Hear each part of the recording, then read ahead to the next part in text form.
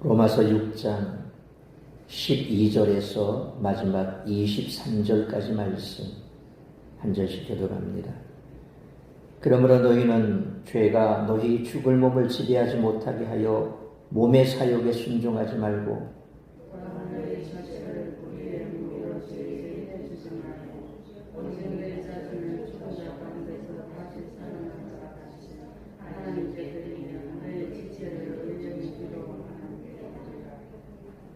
죄가 너희를 주장하지 못하리니 이는 너희가 법 아래 있지 아니하고 은혜 아래 있습니다.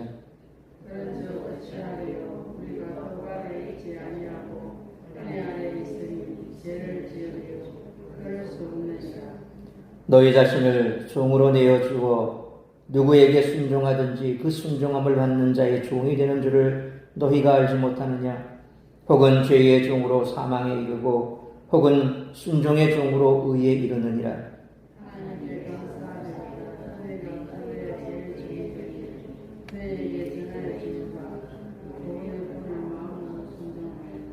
죄로부터 해방되어 의에게 종이 되었느니라.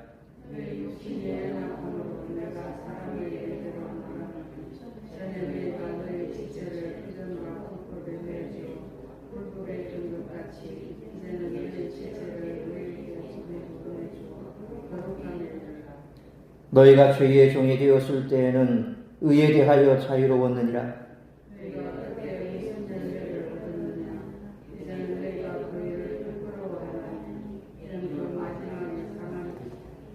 그러나 이제는 너희가 죄로부터 해방되고 하나님께 종이 되어 거룩함에 이르는 열매를 맺었으니 그 마지막은 영생이라. 죄의 삭은 사망이요 하나님의 은사는 그리스도 예수 우리 주 안에 있는 영생이니라. 아멘. 기도하겠습니다. 살아계신 아버지 하나님, 은혜와 사랑을 감사합니다. 오늘도 하루 온종일 우리의 삶의 터전에서 땀 흘려 수고하고 정한 시간 주님 앞에 나와 예배의 자리에 설 수 있도록 허락하셨으니 감사합니다. 이 시간 말씀 앞에 섰으니 말씀하시는 주의 음성 듣는 시간 되게 하여 주옵소서. 하루 온종일 우리의 몸과 마음을 피곤하게 했던 그 모든 것들 다 내려놓게 하여 주옵시고 오직 성령께서 말씀하시는 음성에 귀를 기울이는 시간 되게 하여 주옵소서. 간절히 비었기는 가정마다 다급한 소식 오가지 않게 하여 주옵시고 오직 이 시간 말씀 받을 때에 우리의 마음밭이 옥토가 되어 그 말씀이 뿌려질 때 30배, 60배, 100배 열매 맺는 말씀 될 수 있도록 우리의 마음과 생각을 주장하여 주시옵소서. 이 모든 말씀 우리 구주 예수 그리스도의 이름으로 기도하옵나이다. 아멘. 오늘 본문의 말씀은 앞단락인 5장 20절에 율법이 들어온 것은 범죄를 더하게 하려 함이라. 그러나 죄가 더한 곳에 은혜가 더욱 넘쳤나니 라는 말씀과 직결이 됩니다. 바울은 우리가 율법이 아닌 은혜 아래 있다면 아무리 죄를 지어도 괜찮은 것 아닌가라는 이의 제기를 오늘 본문에서 다룹니다. 오늘 본문의 요지는 우리가 전에는 율법 아래 있는 죄의 종이었지만 이제는 은혜 아래 있는 의의 종이다. 따라서 우리의 지체를 죄에게 내주어 사망에 이르게 하지 말고 하나님께 드려 영생에 이르러야 한다라는 것이 오늘 본문의 요지입니다. 우리가 율법 아래 있지 않고 은혜 아래 있으니 좀 융통성 있게 살아도 된다라는 생각을 우리가 많이 가지는 것 같습니다. 우리가 잘못하고 또 잘못해도 하나님은 용서하시니까 적당히 죄를 지으며 살아도 괜찮다는 식의 생각을 나도 모르게 은연중에 갖고 있습니다. 그렇다면 과연 그럴까요? 사도 바울은 오늘 분명히 말합니다. 아니라고 말합니다. 오늘 본문 16절 말씀처럼 사람은 자기가 순종하는 대상의 종입니다. 죄에 순종하면 죄의 종이고 의에 순종하면 의의 종입니다. 다시 말하면 죄를 짓는 사람은 죄의 종이고 의를 행하는 사람이라야 의의 종입니다. 죄를 짓는 죄의 종은 사망에 이르고 의를 행하는 의의 종은 생명에 이른다는 것입니다. 이것은 이심칭의를 주장하는 사도 바울의 말입니다.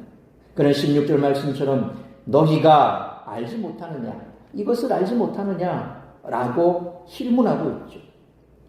과연 우리는 이것을 알고 있을까요? 죄를 행하면 죄의 종이고, 또 죄의 종은 죄를 행할 수밖에 없고, 그러나 의의 종은 의를 행하는 것. 바로 하나님의 사람들은 의의 종으로 의를 행해야 되는데, 과연 우리는 그런 삶을 살고 있느냐? 15절 말씀처럼 우리는 율법 아래 있지 않고 은혜 아래 있습니다. 바로 그렇기 때문에 우리가 죄를 짓고 또 지으면서 살 수 없다는 거죠. 은혜 아래 있는 사람은 그리스도 시대에 의와 생명의 통치 아래 있다는 것입니다. 곧 그는 아담 시대에서 죄와 사망의 지배에서 율법 아래에서 이제 벗어난 존재가 된 것입니다. 그런 그가 어떻게 죄를 짓고 또 지으면서 살 수 있단 말입니까? 만약 그가 그렇게 산다면 아마도 결론은 하나일 수밖에 없을 것입니다. 그것은 그가 그의 생각과는 달리 은혜 아래 있는 것이 아니라 여전히 율법 아래 있다는 것입니다. 오늘 본문에서 바울은 단순하고 명확하게 말합니다. 죄를 짓는 사람은 당연히 죄의 종입니다. 의의 종은 당연히 의를 행합니다. 죄의 종은 불법을 거쳐 사망에 이르고 의의 종은 거룩함을 거쳐 영생에 이른다는 거죠. 그래서 예수님께서도 마태복음 7장 20절에서 이러므로 그들의 열매로 그들을 알리라 그렇게 말씀하셨던 것을 우리가 항상 기억하며 살아가야 할 줄 믿습니다. 이처럼 사람은 소속을 중요하게 여깁니다. 소속감이 강할수록 그 집단의 정체성과 명예에 맞는 행동을 하려고 노력을 하지요. 그래서 왕에서 왕자로 태어났으면 후일에 임금이 되어야 되지 않습니까? 그러니까 임금이 되기 위한 혹독한 훈련을 받습니다.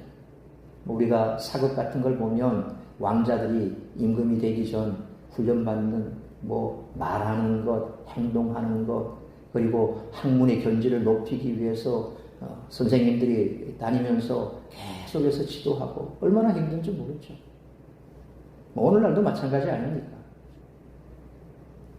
없는 집에서 그냥 편하게 자라는 아이와 있는 집안에서 너는 집안의 장손이니까 이제 네가 이 집안을 책임져야 하니 거기에 걸맞게 살아야 돼. 이런 식으로 사람들을 많이 옥죄기도 하죠. 그런데 어느 정도 시간이 지나면 당연하게 받아들입니다. 나는 그러니까 이런 존재니까 나는 이렇게 하는 거야. 근데 어린 왕자들은 잘 모르지만 이제 조금씩 커가면서 이제 그걸 인식하게 되면 내가 곧 임금이 될 것이고 내 말은 법이야 라는 인식을 가지면 거기에 걸맞게 사람을 부릴 줄도 알고 호령할 줄도 알지요. 물론 좋은 왕 같으면 거기에 자기가 가진 권리, 고난이 얼마나 크면 그 고난만을 내세워 사람을 옥죄는 것이 아니라 베풀 줄도 안다는 겁니다. 원래 자비나 은혜는 있는 사람이 그렇게 베푸는 게 은혜지요. 없는 사람은 은혜를 베풀고 싶어도 베풀지 못하지 않습니까? 어쨌거나 내가 어떤 소속인가 누군가 하는 것, 바로 이 소속감이 강하면 강할수록 그 정체성이 강할수록 거기에 걸맞는 행동을 하려고 애를 씁니다. 성도는 누구에게 속한 사람입니까? 그리스도께 속한 사람이죠. 이 사실은 우리에게 어떤 삶을 요구하고 있을까? 오늘 본문의 말씀을 통해서 우리들이 깨달아야 할 것은 첫째로 12절로 14절 말씀처럼 성도는 의로운 삶을 살아야 한다는 것입니다. 바울은 사람이 신앙을 갖게 되었다고 해서 저절로 거룩하고 새로운 삶을 사는 것이 아니라고 말씀합니다. 그리스도인은 새롭고 거룩한 피조물로 거듭난 존재이긴 하지만 12절 말씀처럼 인간의 죽을 몸에서 죄의 세력이 활개를 치면 인간은 몸의 사육에 순종하게 되어 있다는 것입니다. 바울은 죄의 세력이 우리를 지배하면 우리는 죄악된 몸의 욕망을 추구하게 된다는 점을 지적하고 있습니다. 따라서 죄에 대한 욕망을 제어해야만 새로운 삶이 가능하다는 것입니다. 바울의 13절 말씀처럼 성도들에게 우리 지체를 죄에게 불의의 무기로 내주지 말고 적극적으로 자신의 몸을 하나님께 의로운 도구로 드리기를 권면하고 있습니다. 그 이유는 첫째로 그리스도인의 옛자는 십자가에서 죽었으며 새로운 피조물로 거듭났기 때문입니다. 그래서 이제 우리가 옛날에 행하던 그 행실들을 하나하나 하지 않고 끊고 정리하려고 애를 쓸 수밖에 없고, 또 정상적인 그리스도인이라면 그렇게 한다는 거죠. 그렇게 하는 것이 우리에게 합당하기 때문에, 그래서 그런 삶을 살려고 애쓰는 것, 이게 바로 거듭난 그리스도인이라는 거죠. 예수 안에서 거듭난 사람은 그럴 수밖에 없습니다. 비록 완벽하게 다 해내지는 못한다 할지라도 그런 모습들을 끊임없이 우리가 하려고 애를 쓴다는 거죠. 어쩌겠습니까? 어떤 경우에는 우리가 그렇게 애를 쓰고 노력해도 안 되는 경우도 있습니다. 또 넘어지고 또 넘어지고 또 넘어지고. 이제 기어다니던 아이가 걷기 시작할 때 그냥 바로 딱 서서 걷습니까?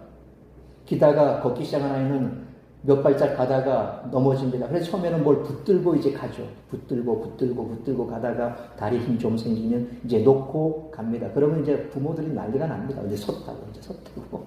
그리고 걷는다고 박수치고 동영상 찍고 난리가 나죠. 그러던 아이가 점점 커지면 이제 뛰기도 하고, 그렇지 않습니까?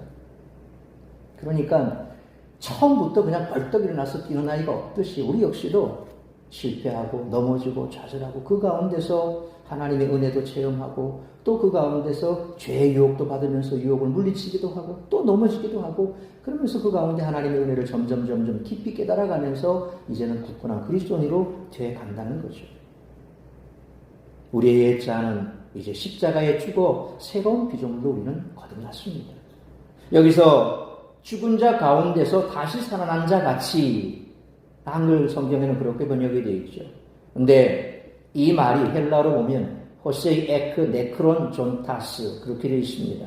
이 말을 원문에 충실하게 번역하면 죽은 자들로부터 다시 살아난 사람으로서, 죽은 자 가운데서 다시 살아난 자 같이, 이 같이라고 했기 때문에 뭔가 좀 비슷한, 모양이 비슷하게 갖춰지든지 아니면 그런 행동을 비슷하게 해가든지 뭔가 좀 비슷하게 닮아간 듯한 그런 느낌이 되지만, 원문을 번역하면 다시 살아난 사람으로서 뭔가 의미가 더 명확해져 버리죠. 우리가 예수 그리스도 안에서 새 생명이 되었다라는 것은 뭔가 비슷하게 새로운 생명을 닮아가는 것이 아니라 완전히 바뀌어진 존재가 되어버린 겁니다. 영적으로 죽었던 우리는 실제로 그리스도를 통해 새로운 생명을 얻었다라는 겁니다. 죽었다가 살아난 거죠, 우리는. 실상 우리가 그걸 왜 못 느낍니까? 삶이 별반 그렇게 많이 안 달라졌거든요.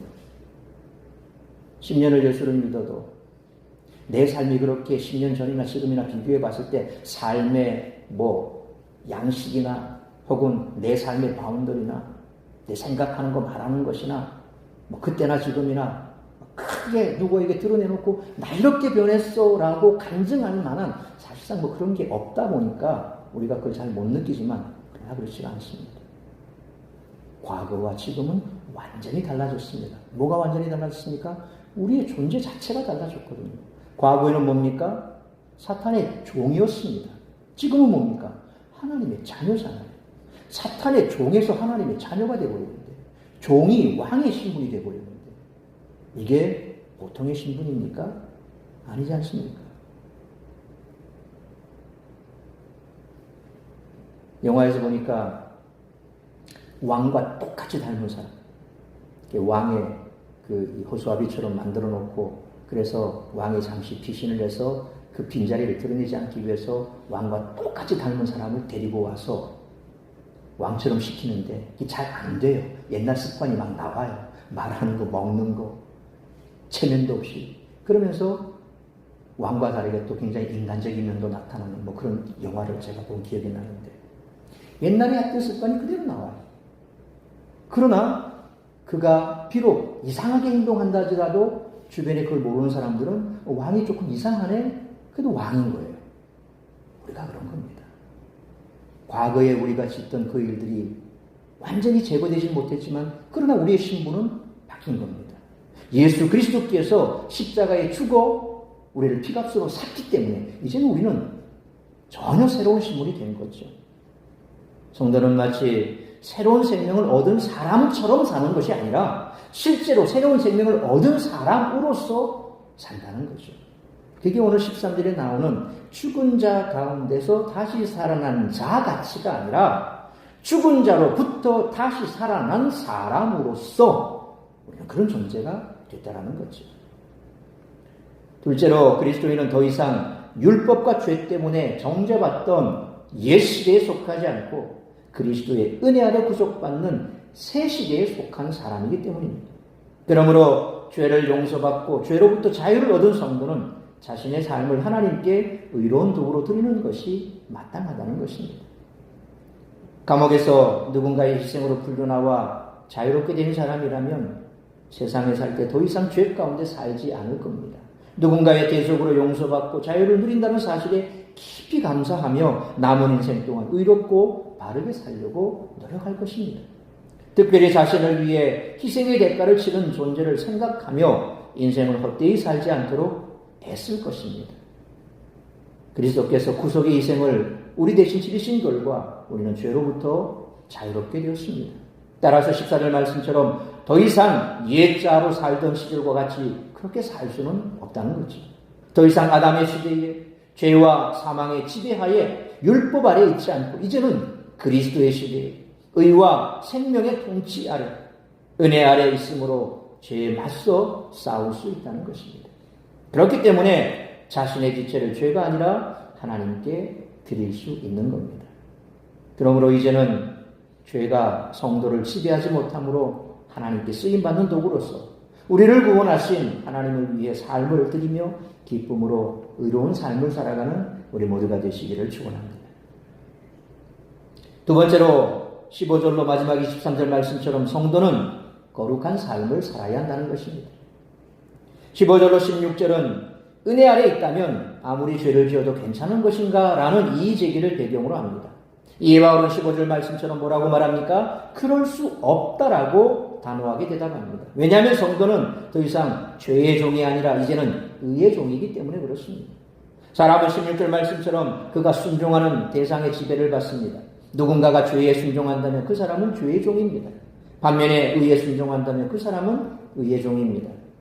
나는 의의 종이다 라고 주장한다고 해서 의의 종이 되는 것은 아니죠.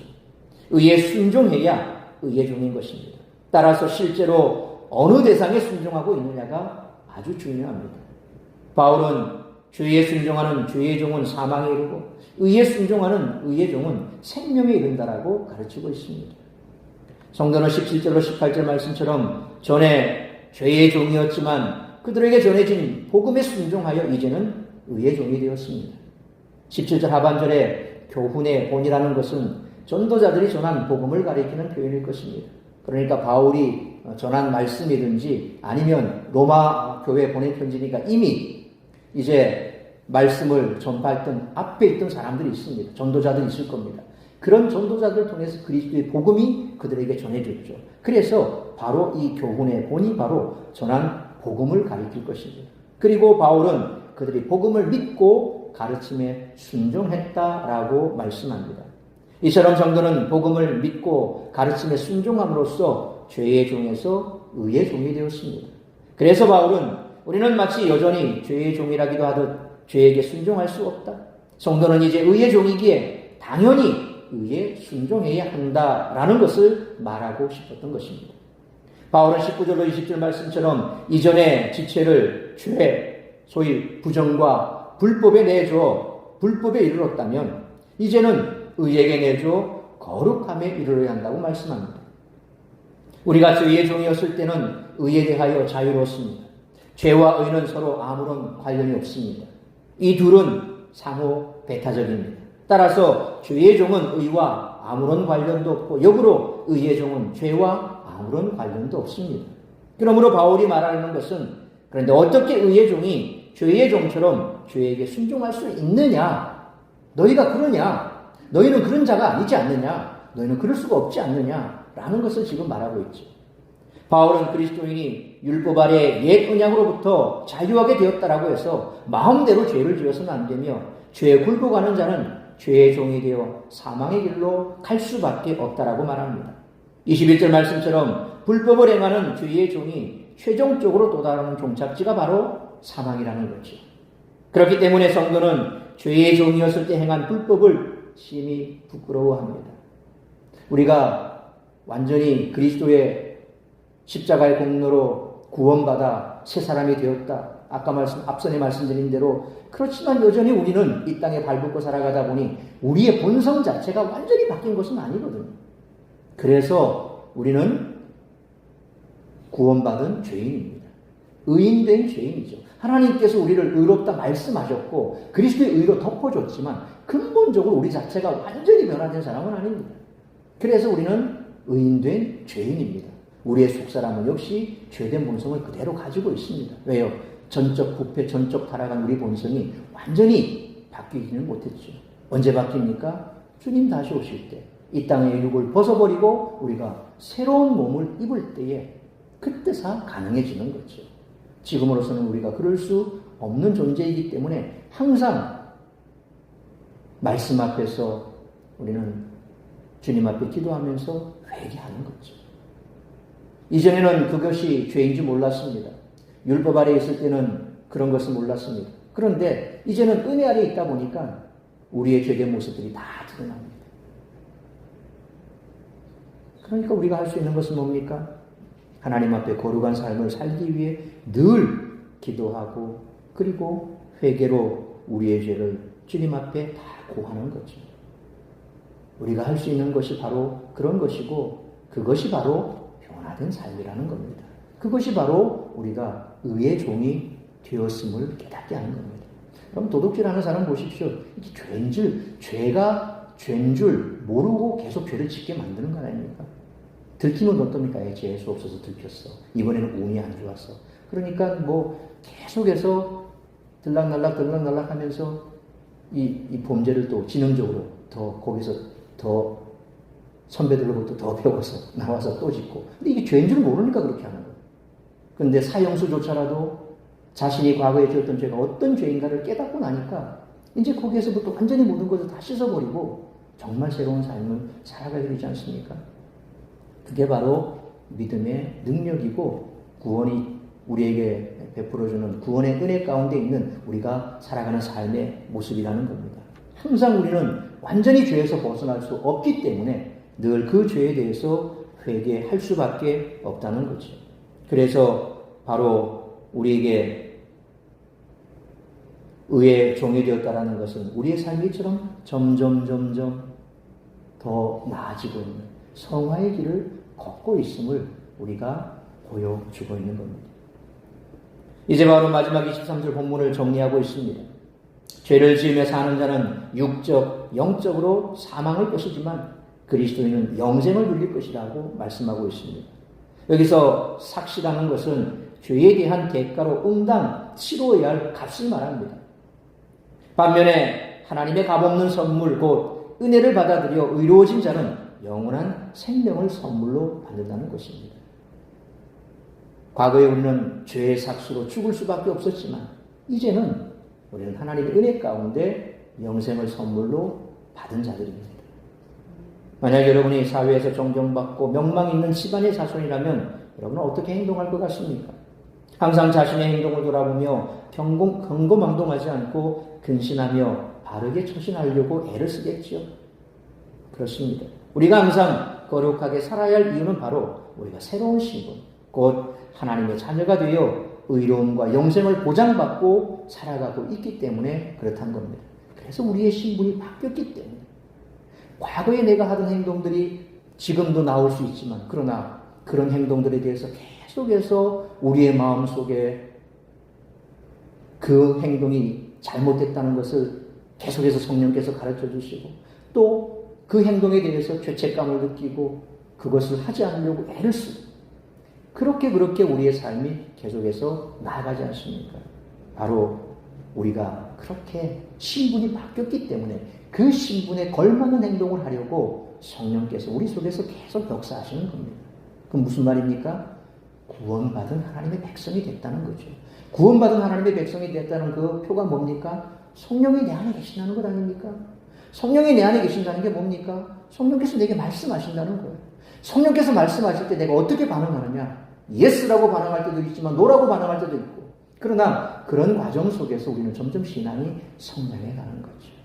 성령이 이미 우리 속에 보증이 되어 주셨고 우리는 바로 구원받은 하나님의 자녀가 됐다라는 겁니다.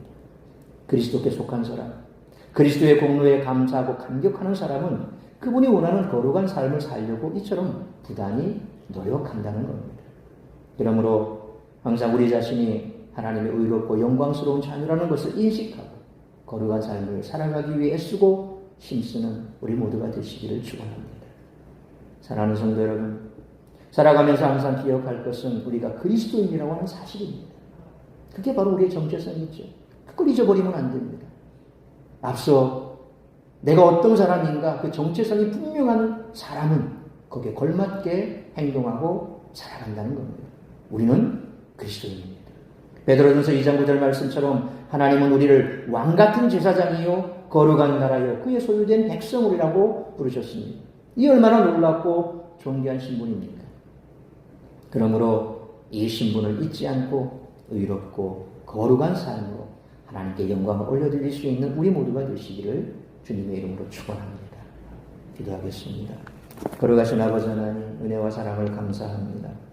오늘 주신 말씀처럼 우리의 삶이 비록 지금 세상 사람들 가운데 그렇게 뛰어나게 다른 삶을 살아가고 있지는 않다 할지라도 우리는 분명 예수 그리스도의 보혈로 씻어 새로운 하나님의 자녀가 되어 우리의 삶은 점점 더 달라지고 있는 줄 믿습니다.